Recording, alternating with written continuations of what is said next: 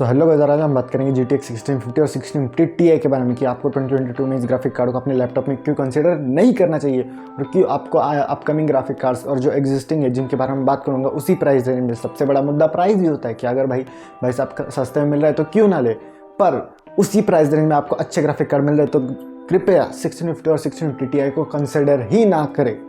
क्यों ये बंदा ऐसा क्यों कह रहा है, मैं क्यों 1650 और 1650 Ti को बुरा करूँ, इसके लिए पूरी वीडियो को आखिर तक देखिएगा। और आपका भी इंटरेस्ट है PC building, laptops, PC components इसमें, तो इस चैनल को जरूर सब्सक्राइब कीजिए। तो सबसे पहले बात कर लेते हैं 1650 और 1650 Ti के बारे में कि सबसे ज़रूरी बात क्यों मैं इसको बुरा कर रहा हूँ जबकि मैं खुद एक 1650 Ti वाला लैपटॉप यूज़ कर रहा हूँ। उसका सबसे बड़ा रीज़न यही है कि इसके अब 3 से 3.5 साल हो चुके हैं इसको आके, मिनिमम 3 साल तो समझ ही लो। 2019 में ये ग्राफिक कार्ड आया था और मैंने तभी उसी समय में इसको लिया था जब ये बहुत नया आया था। मैंने इसको 17,000 में परचेज़ किया था। अगर आज के ज़माने में आप 1650 और 1650 Ti को लेते हो और उसको as a gaming laptop consider करते हो तो वो एक बहुत बुरा डिसीजन हो सकता है। जबकि उसी प्राइस रेंज में आपको एक अच्छा ग्राफिक कार्ड मिले, उसके बारे में मैं बात करूँगा। पहले 1650 क्यों आपको नहीं लेना चाहिए इसके बारे में बात कर लेते हैं।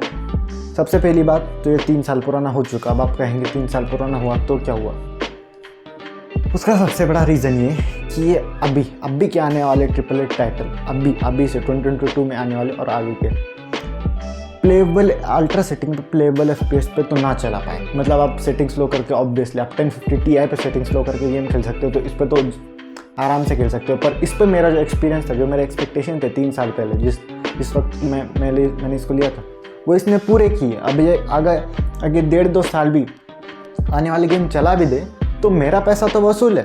पर अगर आप 2022 में इसको खरीदे हो 1650 को तो शायद आपके ये एक्सपेक्टेशंस को मीट ना कर पाए, क्योंकि अगर आप सोचो कि मैंने आने वाले AAA टाइटल्स अल्ट्रा सेटिंग्स पे या फिर हाई सेटिंग्स पे प्लेबल FPS भी मिले तो भी चलेगा, पर खेलना चाहता हूँ अल्ट्रा सेटिंग्स में, उसके मज़े लेना चाहता हूँ, भले 30 FPS क्यों ना मिले।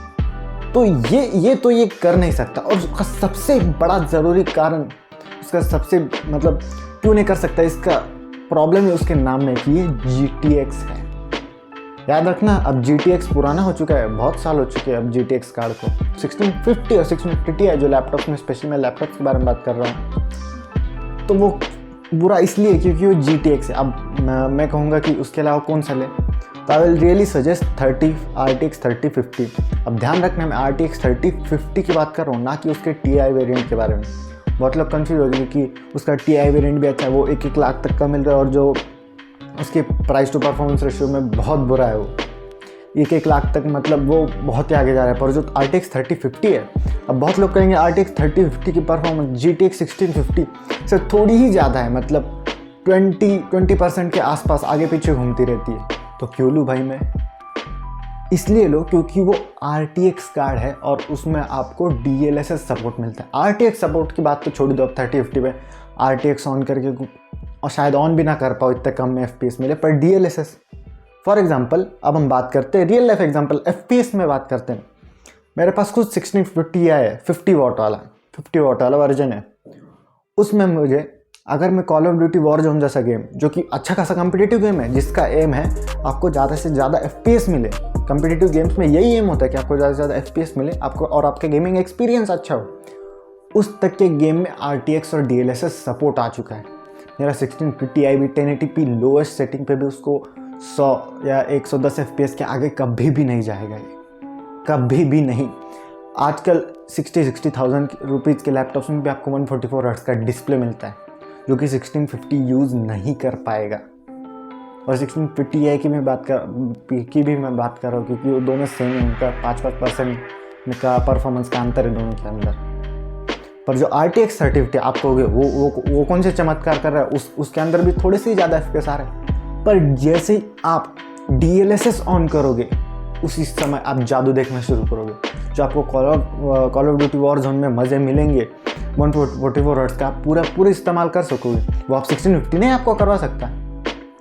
जो RTX 3050 करवाएगा, अब आपको क्या, मैं इतने RTX 3050 की तारीफ़ें क्यों कर रहा हूँ, ऐसा वैसा फलाना ढिमका, क्योंकि वो आपको उसी प्राइस रेंज में मिल रहा है। और अभी अगर आपको इतने ऑप्शंस नहीं मिल रहे तो थोड़ी देर रुकिए, सिर्फ कुछ महीनों में उसके बहुत वेरिएंट्स आ जाएंगे। इंडिया में 50 सीरीज़ के ग्राफिक कार्ड की कमी नहीं होती, कुत्ते बिल्लियों की कंपटीशन चल रही है कंपनीज़ में, वो 3050 RTX 3050 आपको लोएस्ट मतलब कम से कम प्राइस में कोई ना कोई कंपनी तो लेके ही आएगी 65 से 75,000 के अंदर, या फिर पकड़ लो 60,000 से लेके 75,000 के अंदर आपको RTX 3050 मिलेगा ही मिलेगा।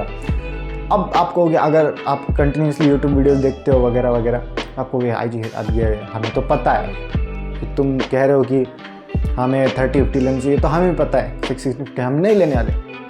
अब मैं ये वीडियो उन लोगों के लिए बना रहा हूँ, फॉर एग्जांपल आपकी गली है, आपकी गली में कुछ बच्चे होते हैं जिनको, फिर कुछ लोग होते हैं जिनको लैपटॉप लेना है, वो हमेशा यूट्यूब वीडियो नहीं देखते, वो लोगों से सलाह लेते हैं और ऑफलाइन शॉप्स में जाके जो शॉपकीपर या फिर जो सेल्समैन है उससे सलाह लेते हैं। पर एक बात याद रखना, सेल्समैन को ये नहीं बताया, सेल्समैन आपको कभी भी ये नहीं बताएगा कि क्या अच्छा है क्या बुरा है, वो आपको वही अच्छा बताएगा जो उसके पास स्टॉक में है, क्योंकि उसका सेल्स टारगेट होता है।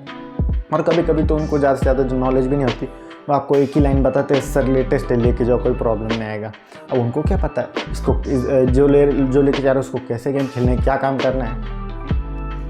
इसी बात के लिए मैं ये वीडियो बना रहा था, क्योंकि मैंने अभी भी बहुत जन देखे हैं जो 60-65-70,000 के बजट में GTX 1650 ले रहे हैं, जो 2022 में बहुत बुरी चॉइस है। अब जिन्होंने ले लिया वो भी दुखी ना बनाए, क्योंकि ये इतनी भी बुरी चॉइस नहीं है। मतलब मैं खुद भी 1650 Ti चला रहा हूँ, कोई मुझे तकलीफ़ नहीं हुई, कोई मुझे बुरा नहीं लगा कि किसी गेम में अनप्लेएबल ही हो जाए। आने वाला गॉड ऑफ वॉर भी मैं इस पर चलाने वाला हूँ, पर याद रखना गॉड ऑफ वॉर में भी उन लोगों ने RTX और DLSS सपोर्ट दिया था, मतलब आने वाला दिया नहीं है ही अभी। सोचो अगर मेरे पास RTX 3050 होता तो मैं DLSS ऑन करके और FPS के मज़े ले पाता, शायद मैं कुछ सेटिंग्स पे टोटल 60 FPS के मज़े ले पाता DLSS पे, जो मुझे अभी नहीं मिलेंगे, मुझे सेटिंग्स नीचे करनी पड़ेंगी 60 FPS के मज़े लेने के लिए। ये कुछ फ़ायदे RTX 3050 के जो बहुत लोग भूल जाते हैं। लोग देखते हैं सिर्फ चार्ट्स देखते हैं कि DLSS सॉफ्टवेयर के दोनों में कितना परफॉर्मेंस मतलब गैप है। ये भी याद रखो DLSS, और आपको हर गेम में थोड़ी DLSS है। एक बात हमेशा याद रखना, अब अगर डेवलपर्स को पता है कि छोटे से छोटे 50 सीरीज़ सबसे छोटी सीरीज़ होती है ग्राफिक कार्ड की, अगर उनमें भी DLSS सपोर्ट आ चुका है, अब आने वाले हर डेवलपर RTX और DLSS सपोर्ट लाएगा अपने गेम में। AMD का तो FSR सपोर्ट अब ऑलमोस्ट हर गेम में आने लगा है।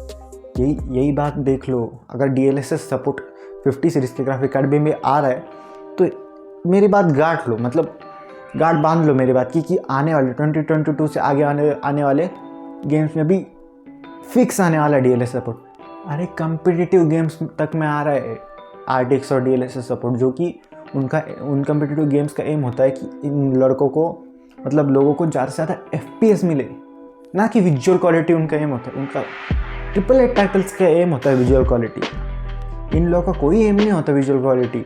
कम्पिटिटिव गेम्स तक ये मतलब RTX और DLSS सपोर्ट ला रहे, मतलब उनको भी पता है ये ज़रूरी है, और छोटे से छोटे ग्राफिक कार्ड में मिल रहे तो क्यों ना लाए। अब बात करते हैं सॉफ्टवेयर सपोर्ट के बारे में। अब बहुत लोग कहेंगे सॉफ्टवेयर सपोर्ट NVIDIA का बहुत अच्छा है, 8-8 साल तक की ड्राइवर अपडेट देते हैं। पर अगर आप कोई लैपटॉप लेके सोच रहे हो, जो कि बहुत लोग होते हैं कैसे तो भी अपना बजट लाते हैं, कैसे तो भी पैसा जमा करते हैं और अगले लंबे टाइम तक उस लैपटॉप को चलाने के बारे में सोचते हैं। और सॉफ्टवेयर लंबे बाद से मुझे याद आ गया, फ्यूचर प्रूफिंग की भी बहुत लोग बात करते हैं, उसके बारे में आगे हम लोग वीडियो में बात करेंगे। वीडियो को आखिर तक ज़रूर देखिएगा। अगर आप सॉफ्टवेयर सपोर्ट के बारे में देखो तो इसका 3 साल का तो हो चुका, मतलब ख़त्म है इसका 3 साल का। आने वाले 5 या 4 साल बचे हैं इसके, जो RTX 3050 आगे 8 साल तक चलेगा। अब आप कहोगे इसमें इतने साल चलाने भी नहीं वाला। अब इसका मैं और एक फ़ायदा बताता हूँ। फॉर एग्जांपल, आपने RTX 3050 लिया, आने वाले 3-4 साल आप कॉलेज में, आने वाले 3-4 साल आपने चलाया और किसी को बेच दिया, उस ग्राफिक कार्ड के ड्राइवर अपडेट भी आ रहे हैं, मतलब वो असल में सही प्राइस में बिकेगा। जबकि 1650 के तब तक ड्राइवर अपडेट आना ख़त्म हो जाएगी और 4-5 साल में, तो इसको बेचना बहुत मुश्किल होगा। जितना RTX 3050 का होगा उससे ज़्यादा मुश्किल इसको बेचना होगा अगर सेकेंड हैंड मार्केट की बात की जाए तो। और तो अब बात करते हैं फ्यूचर प्रूफिंग के बारे में। असल में फ्यूचर प्रूफिंग की बात करना थोड़ा गलत है ग्राफिक कार्ड्स के बारे में, पर फिर भी अगर आप फ्यूचर प्रूफिंग में थोड़ा भी इंटरेस्ट हो तो RTX 3050 के साथ तो ज़रूर जाओ। 1650 के पास साथ मत ही जाओ। अब मैं 3050 के साथ मैं आपको ये वादा तो दे सकता हूँ कि आने वाले 3 साल में हर AAA टाइटल ये आपको अल्ट्रा सेटिंग्स पे DLSS ऑन करके, याद रखना DLSS सपोर्ट जिस गेम में होगा उस गेम की बात कर रहा हूँ मैं, उसमें अल्ट्रा सेटिंग्स करके DLSS ऑन करके कुछ नहीं तो कम से कम आपको 30 FPS का प्लेबल गेम प्ले तो दे सकता है। जो 1650 के बारे में मैं नहीं बोल सकता, मैं वादे नहीं करूंगा कि 1650 ले जाओ और कुछ भी चलाओ अल्ट्रा सेटिंग्स पे, आपको कम से कम 30 FPS तो देगा प्लेबल। इसमें आपको मीडियम हाई सेटिंग्स पे खेलना ही होगा। RTX 3050 पे भी आपको मीडियम हाई सेटिंग्स पे खेलना ही होगा, पर उस पर आपको ज़्यादा FPS मिलेंगे। अब अगर आप FPS में कॉम्प्रोमाइज़ कर सकते हो, आपको 30 FPS गेम प्ले में कोई दिक्कत नहीं, तो आप सेटिंग्स को हाई करो और DLSS को ऑन करो और मज़े करो ना। जो ये नहीं करवा सकता, इसमें वो ताकत नहीं है ये लेके।